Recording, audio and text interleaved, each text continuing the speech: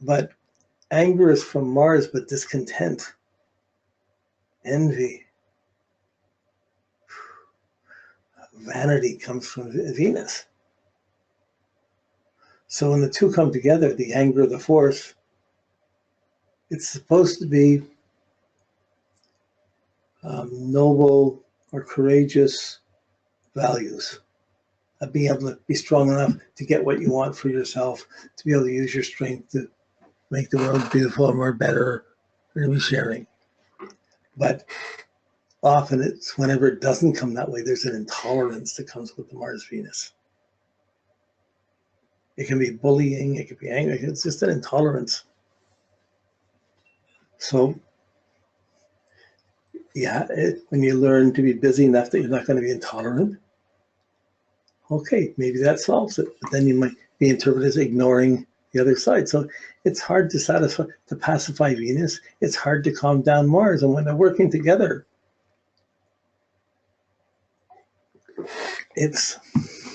lots of people got this. In business, you want a salesperson, you want someone who's going to be pushing to get more than what they have. That has that adrenaline. But if you're trying to relax and be at peace with someone, it's going to be hard to slow down and relax. Mars, Venus is wham, bam, thank you, man, and get off and get on and do something else. It's not going to likely want to stay in bed and just lie around for a whole morning or a whole day, whole night. So, okay, I'm just making the associations, playing with it. And when it's someone's personally, sometimes you're going this and it opens up and see, oh, there's the spiritual path behind this. The not doing that, the changing the energy, changing the desires. So choosing something that you can do that doesn't increase desires, but that makes you feel healthy, feel content. Oh, that's really a nice thing to do. So that's where you Tai Chi or yoga or, it could be something simple as you're in a relationship and you go dancing together or something and you burn some of the energy off. But it's not patient. There's a tendency to spend too quickly, too fast, to make choices too quickly, and then have the coarseness after to deal with it. And once again, the solution of it, the healing solution, is using the sign, the qualities of the sign and the qualities of the house, and evolving them to make Venus work better on a higher frequency. And as you do, it changes the level that stress comes at, and that makes it usually easier to deal with. Okay, so Jupiter is your desire for experience. Venus, I want this, and Venus is Mars is saying, I can do this, I can do this, I can do that, I can get that, I'll do that. And it succeeds or it doesn't. Now, Jupiter is the understanding and the assimilation of your experiences. So with Jupiter, you've understood. Do you understand what you're doing? Do you understand what you did? How could you have been with that person? How could you have chosen somebody like that? Why would you do this? Why would you wear a shirt like that? You bought that car? How come you took that job rather than something you wanted to do? So the puzzles of what you're doing is Jupiter. So Mars, Jupiter, and Saturn, they work together. Moon, Mercury, and Venus work together. And they both, one's your personal inner world, one's your social expressions and how you learn from experience out in the world. You put things out to test of life. You get responses, you get successes, you get victories, you get failures, and they come back, and your self-worth is trying to evaluate it. And these are going on all the time. As astrologers, we're looking at them separately and trying to see each one separately, but they're really overlapping each other and just there.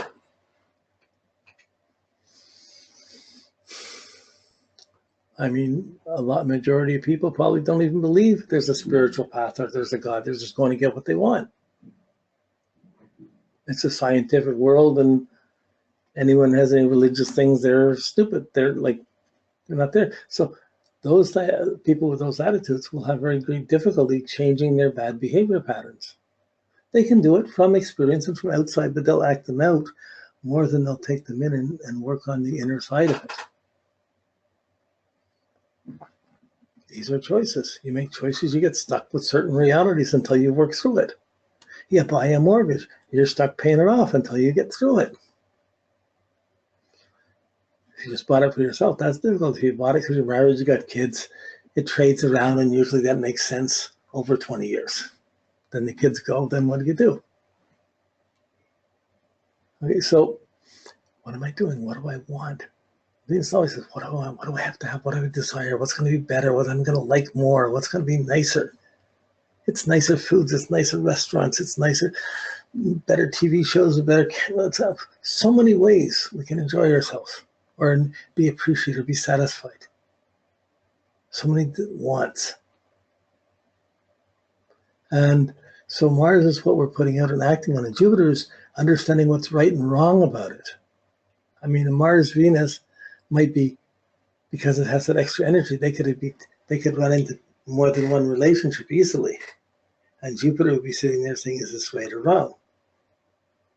So if both of them are stressful relationships, say it's a big T-square and all three are in stressful relationship to each other, there's going to be struggle around putting up with discontent, about spreading it around to other people about what's right or wrong around relationships. And so Jupiter can exaggerate.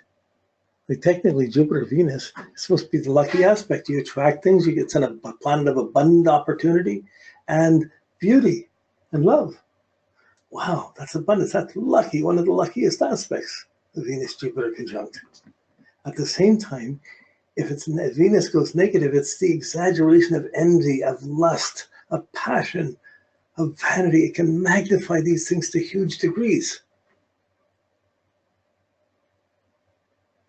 And normally, the person will be overindulged, will have a little bit more than other people, and they just expect that's normal. But they might not be able to see other people who are seeing that it's not. So someone might spend too much money. Someone had Venus, Jupiter, or even Venus, Mars squares. You may put them they'd be better as a salesperson than they would be the buyer because they spend too much.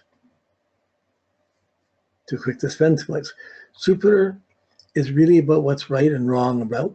To Venus, what's too much of a good thing? What's too little of a good thing? What's sharing? What's not? What's conscious or what's comprehensive or wise values? Like wise values, too much of a good thing can spoil it, you know?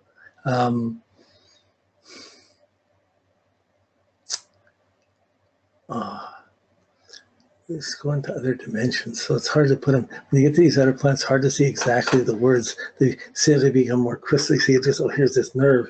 But it's that nerve that's coming in and affecting your values. And if you get afraid of love, if you have too much love, and you've been with too many people, you've gained perhaps extra satisfaction, but you've probably lost some of the quality of your choices in your life. At the same time, if you've only been one person, you may have horrible consequences, it may not be working well. And how do you get out of that to get some basic this puzzle and about what's right or wrong with it and the repercussions of my choices? This is Jupiter. So Jupiter's just saying, go for more, try it, ask for it, spend it, go for it. Mars is saying, oh, well, we'll have to keep up with it. But Mars, I've done this, I've done that. Now, can you extend it? Can you adjust it? Can you assimilate? Do you realize what you've done? Or it's the repercussions of your actions.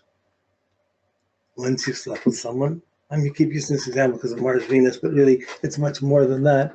But once you've made a choice and you've acted on it, you have to understand there's repercussions for that choice.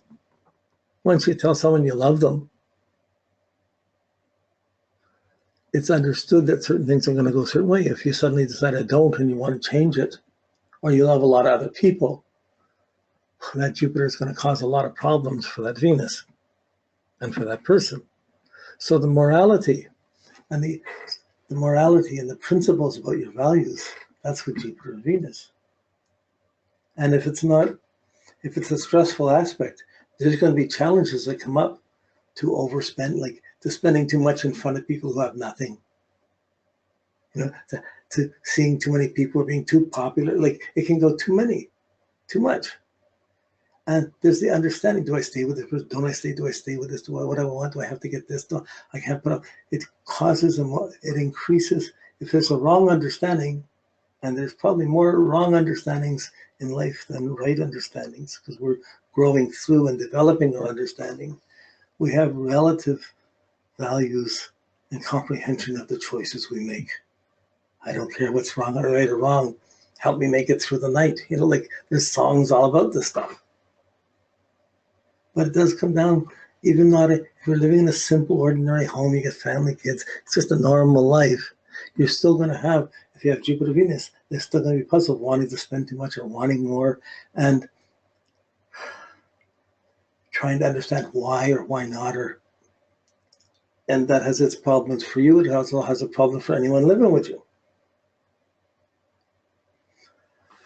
Do you realize what you're doing is Jupiter, Mars? Do you realize what you want? The repercussions of what you're asking for?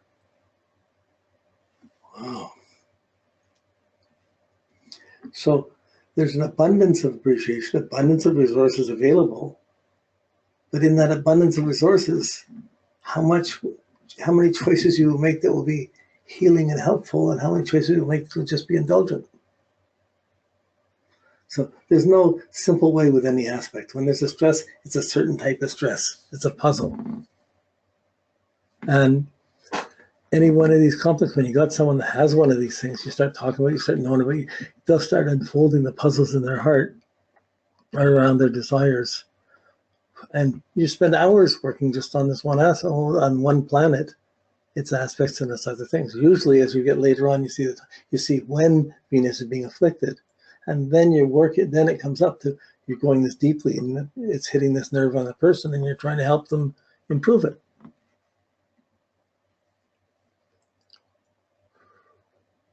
So someone with Venus, Jupiter might be likely speculating on the market sometimes, but then they might overspend. And then at the same time, when things go wrong, they could make an over loss. Like it could magnify those things. Want someone too much. Someone wants you too much. The Jupiter exaggerates the Venus. The Mars exaggerates it by forcing it or putting into action. The Jupiter just indulges more or wants more. And what's right or what's wrong? If you're indulging and you have everything on your plate, how do you walk past someone who's starving? How can one person starve in the world when, how can someone eat a meal in contentment when someone's starving? Or when you're ignoring someone. Oh, well, why should I ignore it? Why should I pay attention to people if I'm not getting what I want? So this selfishness of Venus, the self-centeredness of Venus, it really distorts all of the choices we make, can distort all the things we do. Which is gonna, if you're measuring out above the horizon, it affects our political worlds.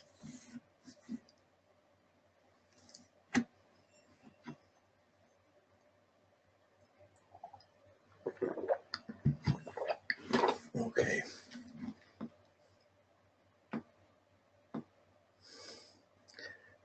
So Jupiter tends to encourage more spending, more indulgent, more. Well, that's why it's considered lucky. Wow, more. I got an abundance. But abundance can include an awful lot of waste or other problems with other qualities of Venus. So it comes down to what's right or what's wrong. Can you live with this? Okay. Now, we get to Saturn, it's the opposite. Like, if Venus is the young girl, Mars is the young man. Okay, if Venus is the young girl, Jupiter would be a whole bunch of people, and opportunities. If Venus is the young woman, Saturn's the old man. So imagine the relationship between a young woman and an old man. Oh, there's going to be some difficulties here. There's going to be some restrictions or something has to be done without. So Venus tends to, Saturn tends to discipline the Venus. I can do without. I can live without. It tends to inhibit the satisfaction. So it's going to tend to put the brakes on the indulgence, which would be considered a defensive person, not quick to show what they want. So that's standoffish or aloof. But it can also make someone very selfish. I got to control the money. I can't share anything. I got to protect. I got to be defensive around it. It can make someone very stingy with love and with money.